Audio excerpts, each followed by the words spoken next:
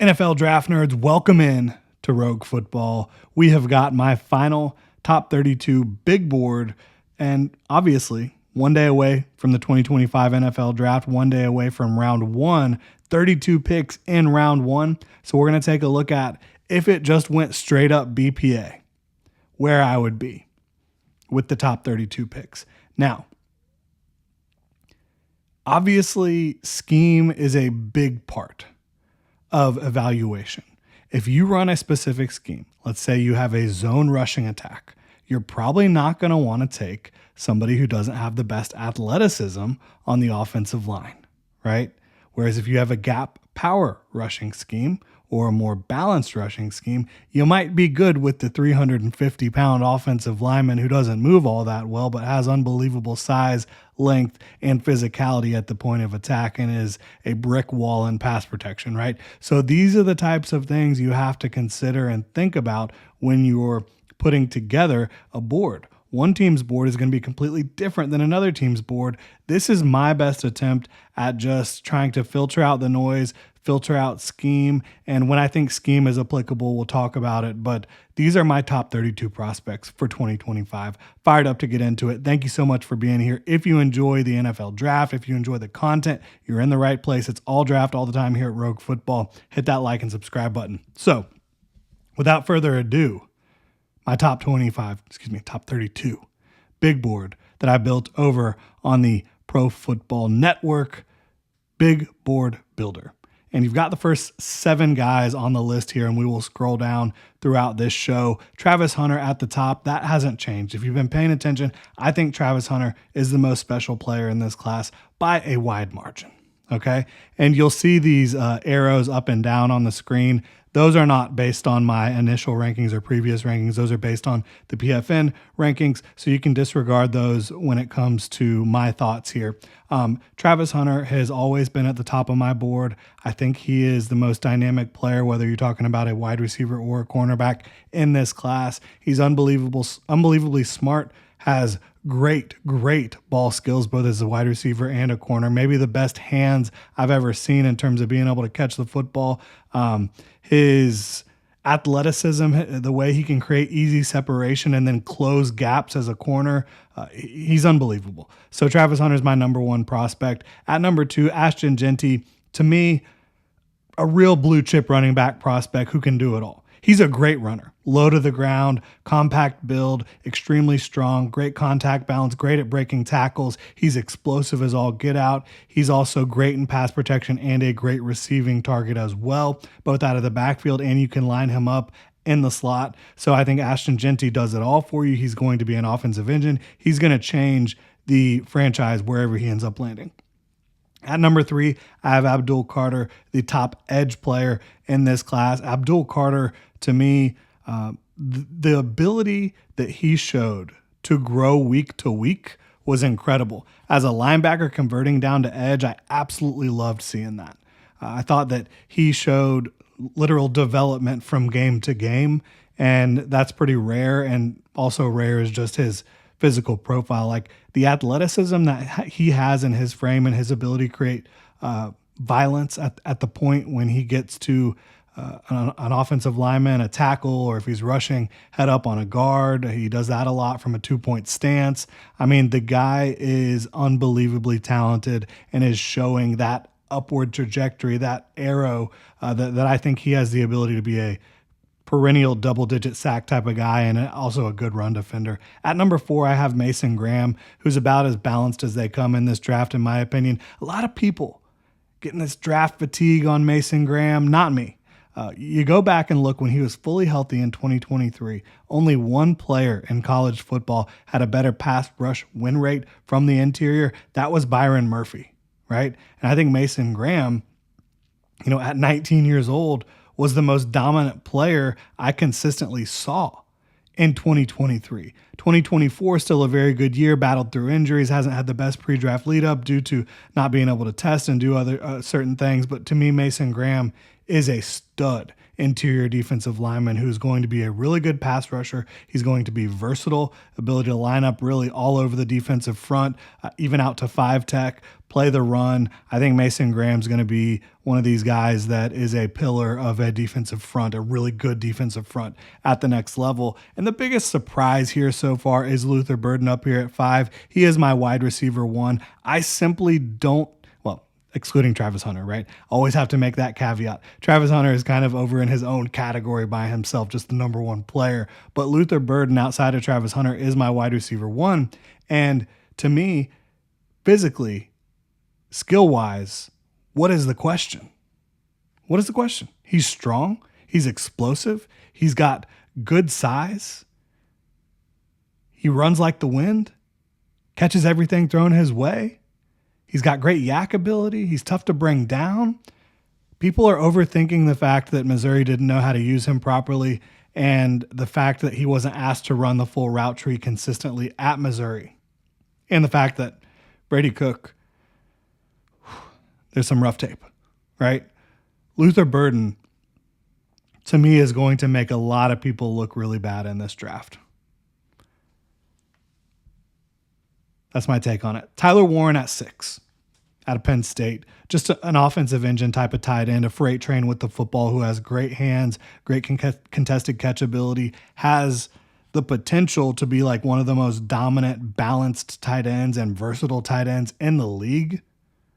I think at minimum you're getting a great offensive weapon and playmaker. But if he hits his ceiling as a blocker and as a complete balanced tight end, he's going to be one of the best in the business. Bar none. Will Campbell at 7. The reason I have him at 7, I think that obviously at left tackle, there are some limitations. I project him to play guard. For me, a first-round left tackle, somebody who should go in the top 20 picks at left tackle. At guard, has the potential to be one of these all-pro type of guys, because he's incredibly strong throughout his frame. He plays squared up. He rarely gets out of position. When he does get out of position, he's able to recover extremely well. One of the best anchors we've seen in a while. Just strong as an ox. He's a really good athlete as well. I think he's technically sound. I think you kick him inside to guard and you have like one of these guys that's going to rack up 5, 7, 10 Pro Bowls throughout his career and be an absolute stud. So that's kind of how where I am on Will Campbell. At number 8, I have Will Johnson, another Michigan man who's being overthought throughout the draft process, partially due to 2024 injuries. Again, go back and look at 2023 fully healthy. Will Johnson was a man possessed. And I think that, if Travis Hunter wasn't in this class, Will Johnson would get a lot more attention for his ability to just diagnose what's happening in front of him, understand how offenses are trying to attack, and then exploit how they're trying to attack the Michigan defense. He was a turnover machine, a pick 6 machine, somebody who constantly was getting his hands on the football. He has prototypical size. He actually did leap 37 inches for his vertical, didn't do the 40. I'm not really concerned with his tape. I think he's smart enough and physically gifted enough to end up being a true CB1 at the next level. Number 9, Malachi Starks, another one that people are overthinking. This time, really, it's more because of just like safety position and maybe some prospect fatigue as well. He's been high at the top of the charts for a really long time since he got to Georgia. A guy that I think plays as fast as anyone, and the safety position is so instinctive and so much about the nuances of the game. He's a good athlete. He is a good athlete. Don't question his athleticism at the safety position, but he's a better football player. I think he's going to have a tremendous career as a free safety who can give you some versatility as well. Rounding out the top 10 is Josh Simmons. Yes, I have Josh Simmons at 10 overall. Look, this is a guy that, for me, had the injury not happened, he would be clearly the top offensive tackle for everyone. The injury happened. Armand Membou kind of has a fantastic year, and now people are talking about Armand Membou as the top left tackle. I think most folks have Will Campbell kicking inside to guard.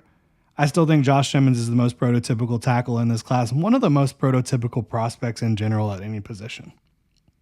At 11, Colston Loveland, tight end out of Michigan. This is more of your move tight end, more of the you know, unbelievable stride length, great catch radius, fluid mover, fast player at the tight end position, but also can give you a little bit of versatility in that blocking department as well. So I think Colston Loveland has the potential to be an offensive engine.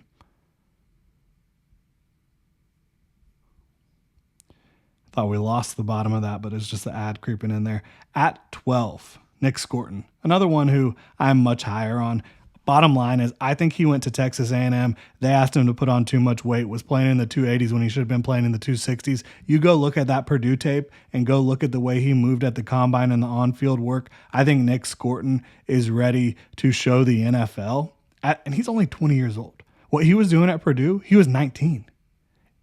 18 for part of it, but a 19-year-old, absolutely dominating, racking up sacks. He's explosive. He is a big, strong kid.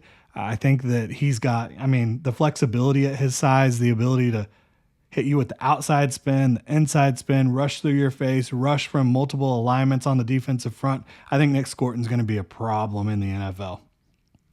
At 13, I have Derek Harmon, another one who transferred, but for Derek Harmon, he transferred and they asked him to drop weight, and that was a great decision for him because he looks like a prototypical 3 technique who has some versatility on the front, but he has the length, the strength, the pass rush prowess, and then, unbelievable testing. Just kind of has nailed everything in the last year, Derek Harmon has, and I think he's going to be a really good run defender and pass rusher, balanced football player. Love Derek Harmon. At 14, I have Mykel Williams, which he's the one that, was really difficult for me to rank.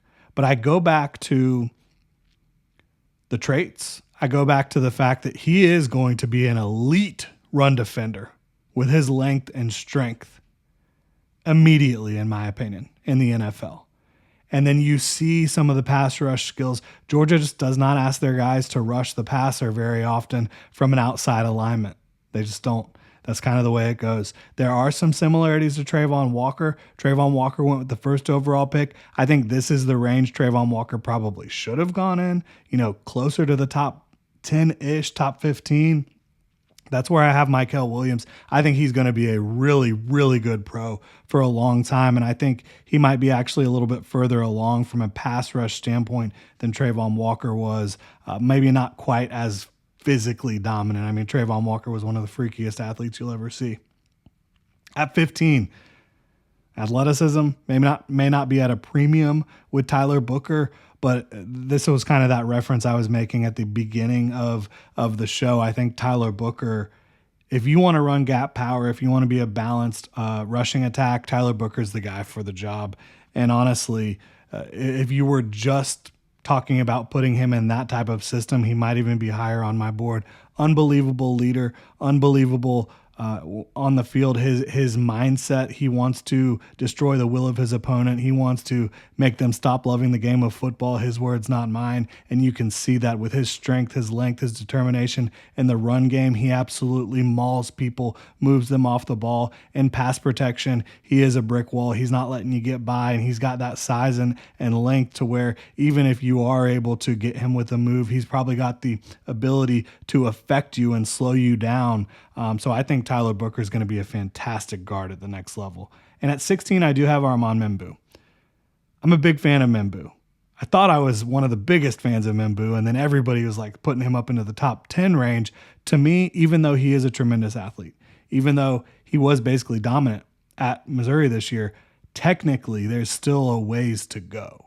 I think technically you still see some issues with his tape. I don't think he has the greatest core strength, even though he is extremely strong. He is. He moves people off the ball. But when you talk about the inconsistencies at times, it worries me. And then going back to 2023 when Williams and Membou were both a little bit younger, Mykel Williams dominated Armand Membou at Missouri, Georgia versus Missouri. I really wish we got to see that matchup this year, but we didn't. Mykel Williams wasn't playing in that football game. That would have been really interesting for me. There was a few guys that got Armand Membu a few times. I'm still a huge fan of his game. I think he's going to work it out. I just think he might be one of those guys that needs a little bit more development coming in. Like year one might not be the most smooth for Armand Membu, but I think he's going to figure it out. I think he's going to be awesome. Donovan Ezraku, not a whole lot of development needed here. The biggest pass rush bag in the class. And, I think he plays more physically than initially a lot of people gave him credit for. I think he can play with more power than people gave him credit for. He's got great length, great natural leverage because he's very long, but doesn't have the, he's not the tallest guy. He's like 6'2", but has like 34-inch plus arms. I mean, Donovan Ezraku, explosive off the ball, every pass rush move you could ask for. I just think you're getting, at worst, a really, really good edge 2. And if he's your edge 2, good luck to that opposing offense. T-Mac at 18, another one where it's like, I think at worst you're getting a really good wide receiver 2, and that doesn't mean he's not an X because I do think he can be an X. I think he can also be a power slot, a move type of guy. I love his catch radius. I love the way he attacks the football, comes back to the football, presents an easier target for his quarterback. I think he's a silky smooth type of athlete. He has yak ability. I'm a big fan of his game. The question marks really come with some of the love of the game type of stuff from some of the comments you've heard. I don't really want to value that too much. But I do think, bottom line is, he's not quite the receiver that Drake London was. People want to compare him to Drake London. I certainly don't think Mike Evans is a realistic comp at all. Mike Evans was much bigger and more physical. T-Mac is an interesting one. I think at worst, again, a really good wide receiver 2. At best, he could be a legit wide receiver 1. Matthew Golden, I do think, is going to be a second target in a passing attack and a damn dangerous second target in a passing attack. He has unbelievable movement skills. And I know people will say he didn't have 4.29 speed on tape. He definitely had 4.3 speed on tape. Can we all agree on that, right? Like, this guy leaves people in the dust with not only his actual speed, but his throttle ability, his ability to give you shoulder fakes, head fakes, create separation in an instant. He tracks the ball well down the field. He adjusts to the ball. I think he's a big play waiting to happen at the next level. And that's where Cam Ward comes in at 20 overall. I do have a first-round grade on him. All these guys we've talked about, to me, are traditional first-round type guys. Cam Ward is a first-round grade for me. And I know not a lot of people have 20 first-round grades in this class, but I absolutely think these guys are all legit first-rounders. Cam Ward, all the playmaking ability in the world, probably going to have to learn how to play in more of a pro offense, but I think that you're seeing more of a transition towards a lot of RPO stuff in the NFL game as well. So maybe you're able to marry some pro concepts with a lot of the stuff he's done already. He's got a live arm. He is a tremendous playmaker who I think has developed over the years, transferring around from, Incarnate Word to Washington State to Miami. And I think that he has the potential to be a game wrecker at the quarterback position. And anytime you can find that, I think that's exciting. TreVeyon Henderson. Yeah, I'm pretty high on TreVeyon Henderson out of Ohio State. I think we talked about Ashton Jeanty, and he can do it all. Henderson doesn't have that same level of power, but he is very, very explosive. He is very shifty. He's quick. Great pass protector, great pass catcher. I love TreVeyon Henderson. I think he's going to be a dynamic 3-down back in the NFL, and I've been waiting for him to be in the draft since his freshman year at Ohio State. I've just been such a huge fan of him, so I'm excited to see where he actually ends up landing. Savone Revel out of East Carolina. Had he not dealt with any injury himself, as we mentioned with Josh Simmons, I think he would have been a top 10 prospect in this class. We saw even less of his tape, and we saw even less of his tape against quality competition playing at East Carolina. But I think the length, the size, the movement skills, his ability to close in an instant, that closing speed, he can bait quarterbacks into making a throw they shouldn't make and then break on the ball. And I think he's going to end up being a dynamic cornerback at the next level. At 23, Walter Nolan, he could be the best player in this class. I think there's a non-zero chance he could be the best player in this class.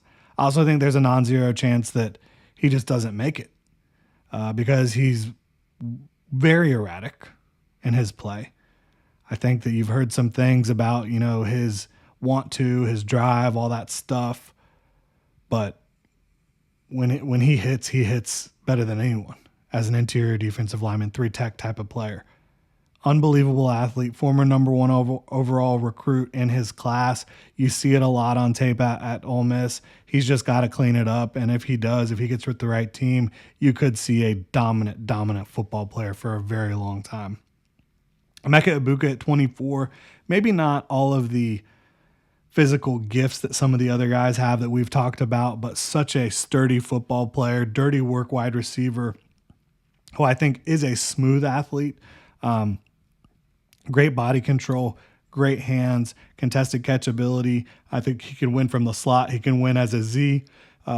Move him around the formation, and he's going to just make your football team a whole lot better.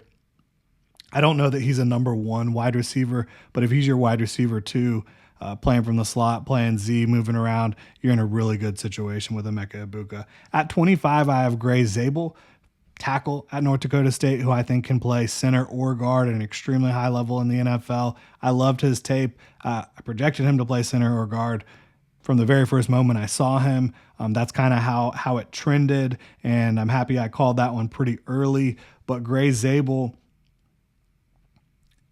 you didn't get to see that, really, at North Dakota State. You got to see it at the Senior Bowl. He was easily the best player at the Senior Bowl. So I think that whoever lands him to play interior offensive line, and I think, I mentioned Tyler Booker, you probably want to be more balanced or gap scheme-oriented team. Gray Zabel, I think, can really get the job done on the interior no matter what scheme you're running. At 26, I have Carson Schlesinger. Yes, he is my off-ball linebacker one. The bottom line for me is he is the best coverage player at linebacker I can remember scouting from an instinctual standpoint, marrying his eyes with his feet. Every footstep seems intentional, and he's a great athlete, and he does not miss tackles. Yes, he can clean up some of his pursuit angles. I think he can also clean up his ability to disengage. But if you have the traits of a guy, again, best coverage linebacker I can remember, and a guy who doesn't miss tackles, that's something you can really work with at an extremely high level in the NFL. Jahdae Barron out of Texas at 27. Is he an outside corner? Is he a nickel? Is he just a versatile defensive chess piece? It doesn't really matter to me. I like him a lot. I just don't kind of value him quite as highly as some of these other prospects we've talked about, but I think he's going to be a damn good NFL player. I think he should go in the top 32. At 28, we have Jihad Campbell out of Alabama, coming in right behind Carson Schlesinger. I don't think he has the same instincts in coverage, but man, oh man, this guy is an absolute freak show. Crazy size and length and athleticism. I think that he has the potential to be one of the better linebackers in coverage in the NFL. It's about just continuing to develop and continuing to refine the traits that you have there with Jihad Campbell, but he could be one of the better players in this class as well. Jalen Noel sneaks into my top 32 out of Iowa State. I think he is primarily a slot receiver, but also could be a Z, a move piece, and a good offense. But he just has insane speed, toughness, the ability to go get contested catches, the ability to threaten at all three levels of the field. I think that he's going to, and I just love the way he plays the game. I think he's going to be a vertical strike move Z/slot receiver that's going to make life hell for opposing defensive coordinators and defenses in general. At 30, I have Jalen Walker. Had to sneak him into the top 32. I do think he should be a top 32 pick. I think that his intangibles are rare. His closing speed is rare. I think just the fluidity and twitch with which he moves is impressive. I just don't have a clearly defined role for him. And usually the guys that don't have a clearly defined role end up being good, not great. We'll see how it goes with Jalen Walker. I'm definitely pulling for him. At 31, we have Kelvin Banks Jr. This is a player who his high-level stuff, top 20 reps of a given season, looks as good as anyone. I think there's more inconsistency. I think he falls off blocks too much as he gets out over his skis. I worry about the fact that I think he's pretty good in a lot of areas. I think that he doesn't have a defining trait to get fired up about. And again, somebody who struggles with the balance issues and really isn't asked to do a whole lot in terms of vertical setting at Texas. I'm worried a little bit about Kelvin Banks being overdrafted if he goes like top 10, top 20, and I think he might be best at guard. We'll see how it plays out for him. But I do like him. I just don't love any of the traits. At 32, Tyleik Williams, interior defensive tackle out of Ohio State. I love his tape a lot. I think that he's right in that same bucket with Kelvin Banks for me. I think he might have more of a trump card than Kelvin Banks does. I think that Tyleik Williams' ability to disengage right off the snap with his strength and his hand placement is pretty rare. I think that what is he going to be for you? Is he going to be a nose tackle? Is he going to be a 3-tech? That's the question I kind of have with Tyleik, and maybe he can do a bit of both. He came in really heavy at the combine, but he looked really good in the on-field work, really athletic and limber, and I just think that he's going to end up figuring it out. I love Tyleik Williams. And so some of the guys that aren't in my top 32, James Pierce Jr. and Mike Green, I think they're both designated pass rushers, and I just don't know what to do with the off-field stuff regarding those guys. You've also got Kenneth Grant, who ultimately I don't think is going to actually provide as much juice as a pass rusher as a lot of people talk about, and I don't know that he's going to be as sturdy as some talk about. He's just so tall. He reminds me of Jordan Davis. I think he's going to be a good football player, but Jordan Davis tested astronomically. He broke the internet with the way he tested. Kenneth Grant to me just isn't quite there. I think he should probably be a top 40 pick, maybe not a first round pick. That's where I'm at with the top 32 in 2025. Cannot wait for tomorrow night. Let me know what y'all think in the comment section below. If you enjoy the content, please like and subscribe. Y'all have a good one.